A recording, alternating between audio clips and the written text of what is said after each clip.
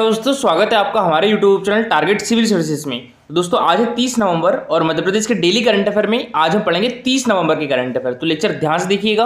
और देखिए दोस्तों, कल से आपका एक सेपरेट वीडियो आएगा एमपी जीके से रिलेटेड, ठीक है। उसमें जो प्रीवियस ईयर एग्जाम में पूछे गए हैं क्वेश्चंस, जैसे एमपी पीएससी हो गया, एमपी एसआई हो गया, एमपी पुलिस, व्यापम, पटवारी, तो इसमें जो क्वेश्चन पूछे गए हैं मध्य प्रदेश जीके से, तो क्वेश्चन को हम डिस्कस करेंगे। कल से कंटिन्यू आपका एक सेपरेट वीडियो एमपी जीके से रिलेटेड आएगा। तो चलिए, आज लास्ट डे है हमारे नवंबर दिवस का। तो 1 नवंबर को मनाया जाता है मध्य प्रदेश का स्थापना दिवस। तो देखिए दोस्तों, 1 नवंबर को 8 राज्यों का स्थापना दिवस मनाया जाता है। वो कौन कौन से?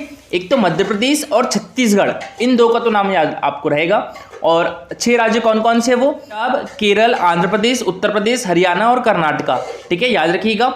पंजाब, केरल, आंध्र प्रदेश, उत्तर प्रदेश, हरियाणा और कर्नाटका, तो ये 6 राज्य हो गए। मध्य प्रदेश और छत्तीसगढ़ ये 2 राज्य। तो ऐसे 8 राज्यों का जो स्थापना दिवस है वो 1 नवंबर को मनाया जाता है। 5 नवंबर को विश्व सुनामी जागरूकता दिवस मनाया जाता है। 7 नवंबर को सर चंद्रशेखर वेंकट रमन जी की जयंती मनाई जाती है। 9 नवंबर को उत्तराखंड का स्थापना दिवस मनाया जाता है दोस्तों। और 10 नवंबर को विश्व विज्ञान दिवस। 11 नवंबर को राष्ट्रीय शिक्षा दिवस मनाया जाता है। 12 नवंबर को विश्व निमोनिया दिवस मनाया जाता है। 14 नवंबर को मनाया जाता है राष्ट्रीय बाल दिवस। 15 नवंबर को जनजातीय गौरव दिवस मनाया जाता है। और झारखंड का जो स्थापना दिवस है वो भी कब मनाया जाता है? 15 नवंबर को मनाया जाता है। और झारखंड बिहार से अलग होकर बना था। कब बना था? ये 2000 में बना था। 15 नवंबर को अंतर्राष्ट्रीय छात्र एकजुटता दिवस मनाया जाता है दोस्तों। विश्व छात्र दिवस कब मनाया जाता है? तो ये 15 अक्टूबर को मनाया जाता है। हमारे देश के पूर्व राष्ट्रपति और missile man doctor APJ Abdul Kalam ji की जयंती पर मनाया जाता है विश्व छात्र दिवस। 18 नवंबर को विश्व दर्शन दिवस। 19 नवंबर को विश्व शौचालय दिवस और विश्व पुरुष दिवस, ठीक है। 19 नवंबर को विश्व शौचालय दिवस, विश्व पुरुष दिवस। 20 नवंबर को मनाया जाता है विश्व बाल दिवस। और राष्ट्रीय बाल दिवस 14 नवंबर को। इसके 6 दिन बाद 20 नवंबर को विश्व बाल दिवस। 21 नवंबर को विश्व टेलीविजन दिवस और विश्व मत्स्य दिवस, ठीक है। हमारे भारत का संविधान दिवस और राष्ट्रीय दुग्ध दिवस। 27 नवंबर को राष्ट्रीय अंगदान दिवस मनाया जाता है। और 28 नवंबर को नेशनल कैडेट कोर यानी एनसीसी डे मनाया जाता है। और देखिए दोस्तों, ये है हमारा Telegram channel target civil services. तो इस पर डेली 20 क्वेश्चन का क्विज होता है। अभी 2 दिन से क्विज नहीं हुआ था। कल करंट अफेयर में नवंबर महीने का करंट अफेयर अपलोड किया था, तो इस कारण हम कल क्विज क्रिएट नहीं कर पाए थे। आज से कंटिन्यू करेंगे। इसमें 15 क्वेश्चन मध्य प्रदेश जीके से रहेंगे और 5 क्वेश्चन जो है वो मध्य प्रदेश करंट अफेयर से रिलेटेड। इस टाइप से इसका रिजल्ट निकलता है दोस्तों। तो आप भी इस क्विज में पार्टिसिपेट कर सकते हो। टेलीग्राम चैनल की लिंक आपको हमारे वीडियो के डिस्क्रिप्शन बॉक्स में मिल जाएगी। चलिए, सबसे पहले हमने जो कल करंट अफेयर पढ़े थे उसका रिवीजन कर लेते हैं, उसके बाद स्टार्ट करेंगे हम आज की करंट अफेयर। तो दोस्तों, कल के करंट अफेयर में पहला क्वेश्चन था हमारा, तो नीति आयोग ने राष्ट्रीय बहुआयामी निर्धनता सूचकांक आधार रेखा रिपोर्ट जारी की है अभी। तो इसमें हमारा मध्य प्रदेश कौन से स्थान पर है? तो मध्य प्रदेश है 4थे स्थान पर।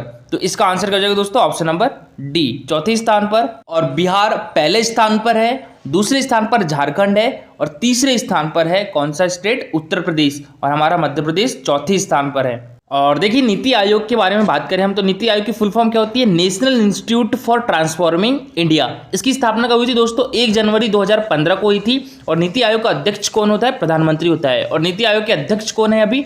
हमारे प्रधानमंत्री नरेंद्र मोदी है। और अभी इसके उपाध्यक्ष कौन है दोस्तों? राजीव कुमार है। और अभी नीति आयोग के सीईओ कौन है? तो ये अमिताभ कांत है, ठीक है। अब बात करें नीति आयोग में प्रथम की, तो नीति आयोग के प्रथम उपाध्यक्ष कौन थे? अरविंद पनगड़िया थे। और नीति आयोग के प्रथम सीईओ कौन थे? सुंदर सिंह खुल्लर थे, ठीक है दोस्तों। और इसका मुख्यालय कहाँ पर है? न्यू दिल्ली में है। इसका कार्यकाल कितना होता है? 7 वर्ष का होता है। हमारा हाल ही में इंदौर के डॉक्टर विवेक गावड़े को उनकी पुस्तक संगीत और स्वास्थ्य के लिए किस राज्य सरकार के द्वारा सम्मानित किया गया है दोस्तों? तो ये तेलंगाना राज्य सरकार के द्वारा सम्मानित किया गया है। तो इसका आंसर क्या हो जाएगा? Option number D, Telangana. और देखिए दोस्तों, तेलंगाना जो है 29वां राज्य था, ठीक है। झारखंड 28वां राज्य था। उत्तराखंड 27वां राज्य था। और जो छत्तीसगढ़ है 26वां राज्य था। और छत्तीसगढ़ हमारे मध्य प्रदेश से अलग होकर कब बना था दोस्तों? 1 नवंबर 2000 को बना था। छत्तीसगढ़, उत्तराखंड और झारखंड ये तीनों राज्य 2000 में बने थे, ठीक है। नवंबर 2000 में बने थे तीनों राज्य। कौन कौन से? छत्तीसगढ़, उत्तराखंड और झारखंड। छत्तीसगढ़ जो है वो 1 नवंबर 2000 को बना था मध्य प्रदेश से अलग होकर। उत्तराखंड जो है 9 नवंबर 2000 को बना था उत्तर प्रदेश से अलग होकर। और झारखंड जो है वो बिहार से अलग होकर कब बना था दोस्तों? तो ये 15 नवंबर 2000 को बना था, ठीक है। तेलंगाना कब बना था? तो ये 2 जून 14 को बना था आंध्र प्रदेश से अलग होकर। तो छत्तीसगढ़ हमारे देश का 26वां राज्य है और ये मध्य प्रदेश से अलग होकर बना था। उत्तराखंड हमारे देश का 27वां राज्य है, ये उत्तर प्रदेश से अलग होकर बना था। झारखंड हमारे देश का 28वां राज्य है, ये बिहार से अलग होकर बना था। और तेलंगाना हमारे देश का 29वां राज्य था, ठीक है, और ये आंध्र प्रदेश से अलग होकर बना था। और अभी हाल ही में इंदौर के जो डॉक्टर विवेक गावड़े हैं, उनकी पुस्तक संगीत और स्वास्थ्य के लिए किस राज्य सरकार के द्वारा सम्मानित किया गया है? तो तेलंगाना राज्य सरकार के द्वारा। और बात करें दोस्तों यहाँ पर हम तेलंगाना की, तो तेलंगाना की राजधानी क्या है? हैदराबाद है। और इसका हाईकोर्ट कहाँ पर है? वो भी हैदराबाद में है। और इसके हाईकोर्ट के मुख्य न्यायाधीश कौन है? अभी सतीश चंद्र शर्मा है, ठीक है। अभी तेलंगाना के मुख्यमंत्री कौन है? चंद्रशेखर राव है। और यहाँ के राज्यपाल कौन है? तमिलिसाई सुंदरराजन है। इसकी स्थापना 2 जून 2014 को की गई थी।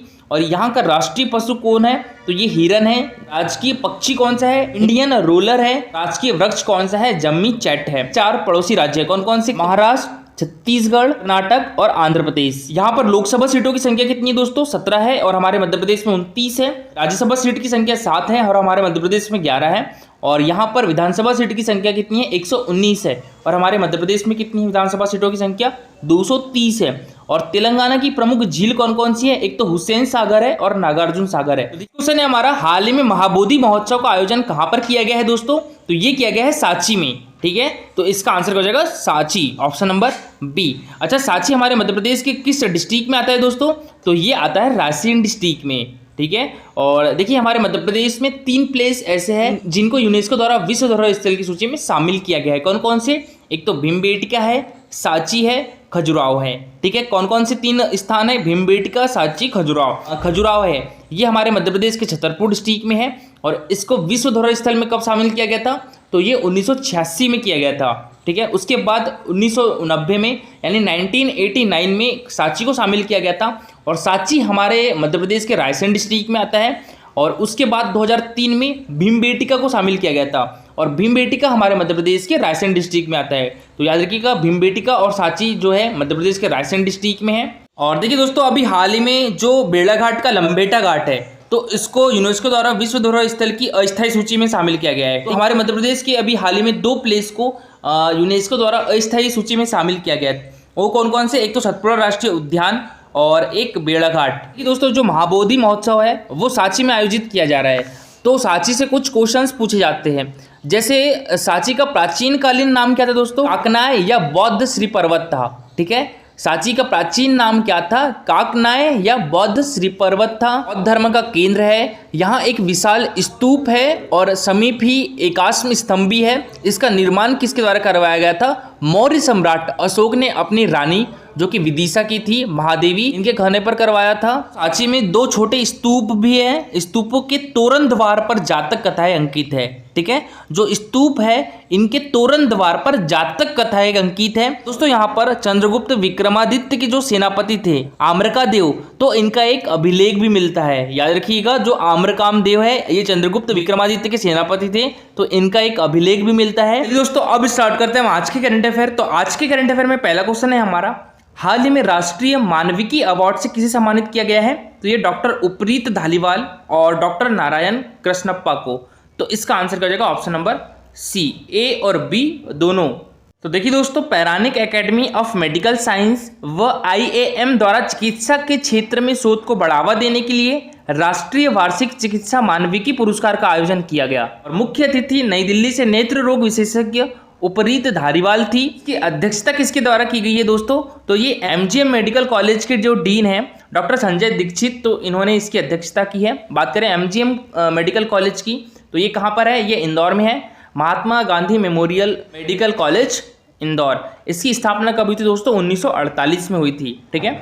और विशेष अतिथि बेंगलोर के डॉक्टर नारायण पंत थे। वर्ष 2020 के लिए न्यू दिल्ली से डॉक्टर उपरीत धालीवाल को और 2021 के लिए डॉक्टर नारायण कृष्णप्पा को राष्ट्रीय चिकित्सा मानविकी पुरस्कार दिया गया है। वर्ष 2020 के डॉक्टर प्रसाद पटगांवकर, डॉक्टर जयदीप सिंह चौहान को, वर्ष 2021 के लिए डॉक्टर नीतिशा गोयल, डॉक्टर यूसुफ सैफी और डॉक्टर कामायनी गुप्ता को इंदौर वार्षिक चिकित्सा अवार्ड दिया गया है। नेक्स्ट क्वेश्चन है दोस्तों हमारा, मुख्यमंत्री शिवराज सिंह चौहान ने मध्य प्रदेश की जो पुरानी विधानसभा है मिंटो हॉल, तो इसका नाम क्या करने की घोषणा की है? तो ये की है कुशाभाऊ ठाकरे। तो इसका आंसर क्या हो जाएगा? Option number B, Kushabhau Thackeray. और देखिए दोस्तों, जो कुशाभाऊ ठाकरे जी हैं ये बीजेपी की राजनेता थे और ये बीजेपी अध्यक्ष भी रह चुके हैं। ठीक है, अटल बिहारी वाजपेयी जी का जन्म जो है वो हमारे मध्य प्रदेश के ग्वालियर डिस्ट्रिक्ट में हुआ था और ये भारत के 3 बार प्रधानमंत्री रह चुके हैं। और दोस्तों डॉक्टर भीमराव अंबेडकर का जन्म भी हमारे मध्य प्रदेश के इंदौर डिस्ट्रिक्ट के महू में हुआ था। अभी महू का नाम जो है वो डॉक्टर अंबेडकर नगर कर दिया गया है। सुषमा स्वराज जी का जन्म भी हमारे मध्य प्रदेश के विदिशा डिस्ट्रिक्ट में हुआ था और देखिए अभी हाल ही में सुषमा स्वराज जी को मरणोपरांत पद्म विभूषण से भी सम्मानित किया गया है। और दोस्तों सुषमा स्वराज जी हमारे देश की विदेश मंत्री भी रह चुकी है। तो देखिए मुख्यमंत्री शिवराज सिंह चौहान ने हमारे मध्य प्रदेश की जो पुरानी विधानसभा है मिंटो हॉल, तो इसका नाम भाजपा के पितृ पुरुष व संस्थापकों में से एक कुशाभाऊ ठाकरे पर करने की घोषणा की है। और बात करें दोस्तों मिंटो हॉल की, तो इसका शिलान्यास कब हुआ था? 12 नवंबर 1909 को हुआ था। और 1909 इसलिए भी इंपॉर्टेंट है दोस्तों हमारे लिए क्योंकि 1909 में ही भारतीय परिषद अधिनियम 1909 आया था। ठीक है, और जो भारतीय परिषद अधिनियम 1909 है इसे मार्ले मिंटो सुधार के नाम से भी जाना जाता है। और जो सर अनुंडेल समिति की रिपोर्ट के आधार पर फरवरी 1909 में यह अधिनियम पारित किया गया था। कौन सा?